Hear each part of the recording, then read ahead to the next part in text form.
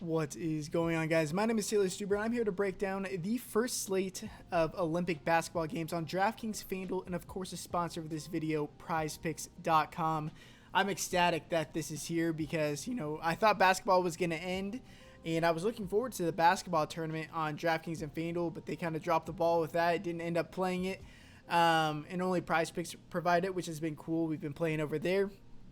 But until Summer League, we do have the Olympic basketball games, and I dug in all last night and this morning. My game notes for each and every team is now up in the Discord, and if you guys aren't in the Discord already, I'm not sure what you're doing. It's completely free, over 1,000 members in there and quickly growing. Link is in the description. Make sure to join that. Go to the free content tab, and you guys can go read that at your own leisure.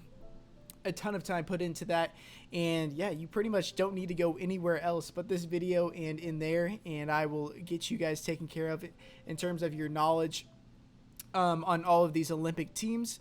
And yeah, if you guys haven't already, make sure to subscribe, like this video, and then comment below with your favorite play on this slate. I will be giving away a free pass, Patreon pass, to one of you guys, so just to incentivize you guys to do so. But I appreciate you guys watching this video, and let's just jump right into it.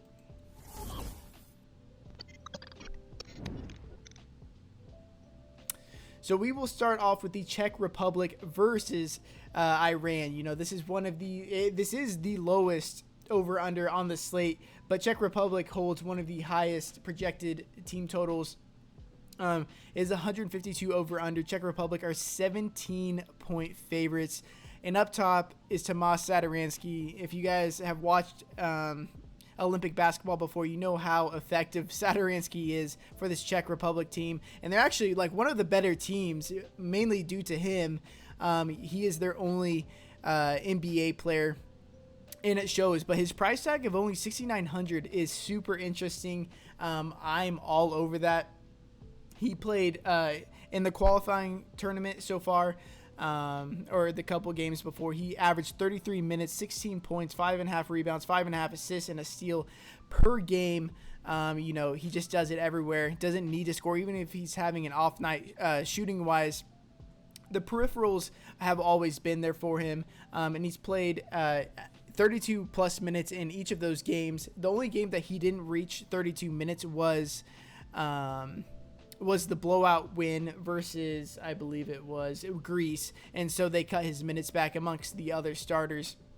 So they do run a shorter rotation in competitive games. Now, this is a 17-point spread, so if you think this game does blow out, Zadaransky is going to be very popular, and he may be worth a fade then. But if you know me, I don't fade players based off of I think this game is going to blow out, or I think this guy's going to get in foul trouble, because more times than not, those things actually don't come into fruition to that extent where their minutes get cut back because of that. So I'm going to be all over Zadaransky, but if you want to fade Zadaransky, I guess that would be your reasoning, is that you think it's going to blow out, and then I would fade the other side as well if that's the case. But this Czech Republic team, just to go over how good this team is, they just beat Canada and made it so Canada wasn't able to qualify for the Olympics. And that Canada team is absolutely stacked with guys like Andrew Wiggins, RJ Barrett, Lugan Stort, and they beat them in overtime. So Zadaransky was one of the main guys to do that. And one guy that I think is going to go over-owned is probably going to be Blake Shibb. If I can get my notes out. Yeah. So he had a 31, 3, and 7 stat line against Canada. Pretty much won them the game. But in the other 3 qualifying games, he scored 8, 3, and 4 points. So I would not trust his production whatsoever. And 4.4K seems like a cheap price tag, but there's much cheaper plays on the slate that I'm much more interested in. And especially this guy right here, Andraj Balvin. I'm probably going to mispronounce a bunch of these guys' names wrong, but he is the bare minimum. He's their starting center, and they have another, he's 7'2". They have another 7'2" guy on this team, but they will play next to each other. Actually, they start next to each other, so we don't have to worry about them fighting for the minutes at the 5, because they'll play next to each other at the 4 and the 5 spot. So his minutes are very, very secure. If you go look at his stats in the game against Canada in overtime, he played 37 minutes, had 14 points, 19 rebounds, 4 assists, 6 blocks, and 1 steal. So absolute stud when he's out there. In the rest of the qualifying tournament, he averaged 26.8 minutes, which I think is a little low for what he's probably going to play in this game, probably more in that 28 to 30 minute range, averaging 12.3 points, 10.8 rebounds, 2 blocks per game. So averaging a double-double in less time than I think he's going to get in this game. So Tomas Zadaransky, Andrej Balvin, I think both these guys are two of the best plays on the entire slate, but they are going to be very, very chalky. Move over to the Iran team. They are definitely the worst team in the Olympics right now. And they got in by defeating the Philippines in the 2019 FIBA World Cup. Took a beating in both of their preparation games against Spain, which, is okay because Spain is one of the better teams in the Olympics. So I take that with a grain of salt. But they did lose to Japan, which outside of like Rui Hashimura, this team is pretty piss poor. So it's kind of embarrassing that they lost to them. Just shows how not very great this team is. So that 17, and the betting lines are indicative of that. 17-point dogs in this game. Their best player. Oh, and another thing to mention about Andrej Balvin is that his size is going to be needed because of Iran's best player, Hamed Haddadi. He is 8,900. He's also 7'2". He is a former Memphis Grizzlies player. Had a small stint with them and then a smaller stint with the Suns in 2013, but he's played in China ever since then. In his last Chinese season, he played 31.8 minutes, 17.5 points, 13.5 rebounds, 6.2 assists, 1.6 blocks per game. So he's one of those big guys that the offense runs through. He's going to be dishing it. He's probably going to lead this team in assists, rebounds, points, blocks. And so if this game is competitive and you're already playing guys like Tomas Zadaransky and Andrej Balvin, and you in hopes that this game does stay within striking distance of Iran, Hadidi is going to be the guy that keeps him in the game. So I think he's a decent play at 8,900, and he's probably going to go a lot lower owned than these USA guys, which we're going to talk about later, who I think are going to be pretty over owned. Because they are so spread out. But when it comes to this Iran team, they have like a few, they're so top heavy with where their production is going to come from. So I do like Haddadi in the 2019-2020 World Cup, which was the last time like they really competitively played in a tournament as a team. He averaged 29.6 minutes, 14.6 points, 10.8 rebounds, 1.2 blocks per game. So I do like him a good bit. More of a GPP play for me, but yeah. And then we go to, a lot of these guys, it's going to be hard for me to pronounce. Benim Yakali. He is 3,200. I think that, and actually his name is a lot longer on DraftKings. That's his actual name, 3,200, but he's a starting point guard. He's been playing pretty big minutes in the preparation games, 28.5 minutes per game, which is the most on the team. If you go back to the 2019-2020 World Cup, he averaged 35 minutes, 12 points, 2.8 rebounds, 3 assists, 1.8 steals per game. And then in his most recent season in China, which was he was teammates with Hamed Haddadi.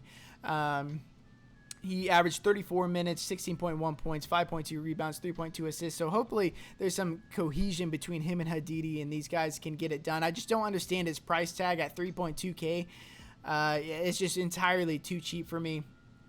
Him and Balvin are really going to open things up. You play a minimum price Balvin at 3K, and then you play Benim at 3.2K. I think it's probably the route I'm going to be going in cash games. And if you guys want to know what my full lineups are on Fanduel Prizepicks, and then my core on DraftKings, my cheat sheets, and my private live streams, make sure to check out my Patreon. It is $25 a month. It is in the description below. And if you have any questions about it, hit me up in the Discord, which is free. Then we move over to Italy versus Germany, 158.5 over-under. Italy is currently 5.5 point favorites. Italy, so they were unsure really if Gallinari was going to play with them, but as of July 6th, they have added him to the roster, and he is clearly their best player, current player of the Atlanta Hawks. one of the few NBA players on this team, joining Nico Manion and Nicolo Melli. But the team has changed a lot since the last time they played competitively in the World Cup in 2019-2020. Specifically, there's no Marco Bellinelli. This team is just getting a lot younger outside of Danilo Gallinari. But Gallo, he's 8.2K. I think that's very, very affordable. One of my favorite cash game plays. And you go back to the last World Cup, he averaged 29.4 minutes, 17.2 points, 5.6 rebounds, 2.8 assists, 1 steal per game. But he's really going to cut into the minutes of these other guys. If you look at the preparation games in the qualifying games before this, they weren't playing with Gallo. So take those games with a grain of salt. The production is going to come down because Gallo is going to be quite the ball hog in this game. You would have to imagine, especially with no Marco Bellinelli on the team this year. And he's going to cut into the minutes as well of the other forwards. So like Gallo quite a bit. And then I wrote, if you want to look at my notes, here's a sneak peek of them. I mean, they're completely free in the Discord. I wrote down quite a bit of players if you guys want to go over them. But one guy I'll mention in this video, just to keep it a bit shorter, is Nico Manion. He's 5,200. He was a rookie last year for the Golden State Warriors. Was a decent role player for them at parts in the season. If you played in-game showdowns with me, you know how much we loved Nico Manion. But yeah, he's only 20 years old. This is his first Olympic Games. But the thing with him is that his minutes were super inconsistent and pretty low. He was only playing like about half the games, 21.7 minutes per game in the qualifying games. But in those 21.7 minutes, he averaged 17.7 points and 4 assists per game. Now, Gallo's not going to cut into his minutes just because Nico's one of the main guys that's going to be handling the ball and starting at point guard. I would expect them to reward him with more minutes when the games actually matter like this. And if he's shooting well, and he will shoot when he's out there, he's very, very aggressive. If you go look at his stats, he was getting to the line at will. I mean, he was playing like 20 minutes and getting to the line 10 times. It was wild. Obviously, some of that production is going to come, and shot volume is going to come down with Gallo here, but 5,200, maybe not a cash game for me, cash game play, but I do think at GPPs, he is definitely worth a look. Move over to Germany. With Moritz Wagner. If you played Summer League with me before or preseason, you know if Mo Wagner is getting considerable amount of minutes, you're probably going to want to play him. Now, it is a bit weird with this Germany team. Before I get into Wagner, Dennis Schroeder is out for the Olympics, which is quite the blow to them, but it's going to open up a lot of opportunities for other players. Daniel Tice and Maxi Kleber also will not be playing in this in the Olympics, so that's obviously going to open up minutes for Voigtman and Wagner at the 5. But Wagner and Voigtman seem to be probably their two best players next to Madao Low. I'm pretty sure that's how you say his name. But unfortunately, Wagner and Voigtman are two like 7-foot plus centers where some of these teams are willing to play them next to each other. This team, not so much. We've seen at times in the qualifying games that they have played minutes next to each other. But it just sucks that they fight so heavily for the minutes at the 5, where they end up cutting into each other and cutting down their production and minutes overall. But Wagner's going to be coming off the bench, and I think that's going to scare a lot of people off of him. But when he does get time, he is very, very aggressive, much like Nico Manion. But I do think that he's a bit more reliable than Nico. In the qualifying games, he's averaged 18.8 minutes, averaging 14.3 points, 4 rebounds, 1.5 steals per game. The minutes are the only thing that give me pause. You know, if he's playing really well and push comes to shove, and this game is competitive, which the line indicates it should be, I think Wagner is going to play a lot more minutes than you would think next to Voigtman and maybe over Voigtman. So he's a strong GPP play. Not sure if I can trust him in cash games, but I do think that he's a pretty polarizing play on this slate. I think a lot of people could be on him. Yeah, like I said, pretty polarizing. But Maudao Low, yeah, he's the biggest beneficiary. He's 6.1K. He's biggest beneficiary to Schroeder being out. Should run the offense and receive the most minutes among guards, if not the most among all of the players on this team. Was the backup point guard last World Cup behind Schroeder. But in the qualifying games this year, he's averaged 26 minutes, 12.8 points, 2.5 rebounds, 4 assists per game. So, yeah, he's going to be dishing it out. He's fine in the peripheral standpoint, and he's going to do a bit of scoring. At 6.1K, I think he is a fine play. Move over to Nigeria versus Australia. Two teams that somehow beat Team USA, which I know they were preparation games, but it is worth noting, I suppose, just the upside that they do have. Now, we get the over-unders are starting to tick up. 170.5 over-under. Australia is 7-point favorites. Now, we just saw this game, and Australia absolutely routed Nigeria. 108-69, despite Australia being without 3 of their best players in Patty Mills, Joe Ingles, and Aaron Baines. I do expect this game to be a bit closer. If you go look at the game, I actually went back and watched the game. If you want to look at it, it's on YouTube. They shot like unrealistically, unsustainably well from 3 and absolutely blew out Nigeria. So I do expect this game to be closer. But this Nigeria team overall is so deep and so like spread out that it's hard for me to play anybody from this team, even though that their implied team total is pretty high comparative to the other teams on the slate. The only guys I'm really interested in is probably Jahlil Okafor at 5.7K. Unfortunately, he's at a very deep center position, so I'm not going to be getting all that much of him, but will definitely be in my player pool.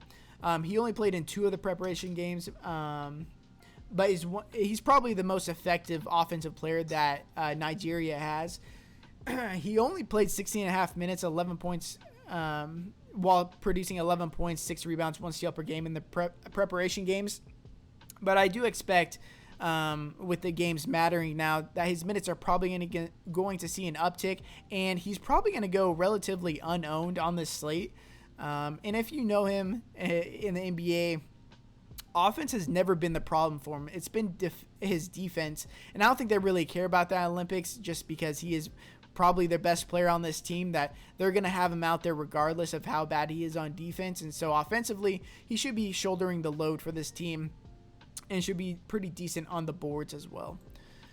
Move over to Australia. Yeah, this is one of the, I mean, they have a legit chance of taking gold this year. Obviously, they're still dogs to Team USA, despite them winning that preparation game, which honestly doesn't matter all that much. It's pretty embarrassing that Team USA lost that, though, but I digress.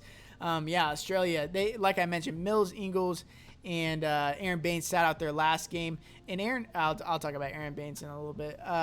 But yeah, one of the best teams in the Olympics, has a decent chance to win this whole thing. And then they recently defeated Team USA 91-83. But Patty Mills, I mean, current NBA player of the San Antonio Spurs, he's played for the Olympic team since 2008. So a huge staple on this team, probably their best player. Production-wise, I think Joe Ingles is probably a better NBA player.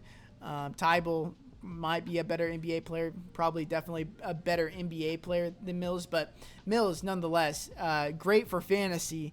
9,500 is going to scare people off, especially because there's so many players in the Team USA, on Team USA that are in this price range, but Patty Mills is going to be a guy who's going to play more minutes than all those guys for Team USA. Probably going to have a higher usage rate, higher assist percentage, and that's why he deserves this 9.5K price tag. One of the highest projected team totals on this entire slate. In the 2019-2020 World Cup, he averaged 33.6 minutes, averaging 22.8 points, 2.4 rebounds, 3.9 assists. Yeah, hefty price tag, but I do like him quite a bit on this slate. I think a lot of people in a similar price range, people are going to go to Damian Lillard, which I get. I mean, it's Dame, but that team is, I'll get to Team USA in a bit, but that team is so deep that people like Patty Mills are really going to stand out on their team. Obviously, Dame is a much better player than Patty Mills, but in comparative to the rest of their team, Patty Mills is probably a much better play in my opinion. Joe Ingles, more of the same, but to a lesser extent. I think $9,000 is way too much for him. Never been a guy to create his own shot. Even on this Australian team, he's going to play a ton of minutes, which is what justifies his price tag to a certain extent. Mostly a fade for me, but if you go back to the 2019-2020 World Cup, Ingles averaged 33.3 minutes, 10.5 points, 6.1 rebounds, 5.8 assists, 1.6 steals per game. So the peripherals are really going to carry him, but if he can get hot like he does at times for the Jazz, he could blow this price tag out of the water, especially given the minutes that he has. But the peripherals are really what's going to carry him across this whole thing. But Aaron Baines, probably my favorite play overall, especially point per dollar on this Australian team, 4.3K. He's only played like one game, pretty much one game in the preparation games. In the other game that he played, in his one full preparation game, he played 22 minutes, 14 points, 8 rebounds, and 1 block, which is a very good game for this price tag. And the good thing about this is that he's playing next to, Jock Landale, which is their other center. They will start them next to each other, which is very good because I was concerned that he was going to be splitting all those minutes at the 5 with him, and so his minutes were going to get cut because of that. But they are playing next to each other, which increases their both of their minutes. And I know Aaron Baines is going to be active when he's out there. I do think he's going to play like 26 to 28 minutes now that the games matter. And I think it was against Team Canada. He ended up exiting the game after 4 minutes, hurt his knee, and he missed the rest of the game. So maybe that's going to scare some people off, but he is good to go right now. So I'm going to be all over Aaron Baines. Going to be one of my highest owned players this upcoming Saturday. Now, the last game of the night, the highest over-under, Team USA versus France, 178 over-under. USA is currently 11.5-point favorites. I think both those make a lot of sense. But, yeah, Team USA, there's kind of a lot to go over. Clear favorites to take the gold despite going 2-2 in preparation games. They lost to Nigeria and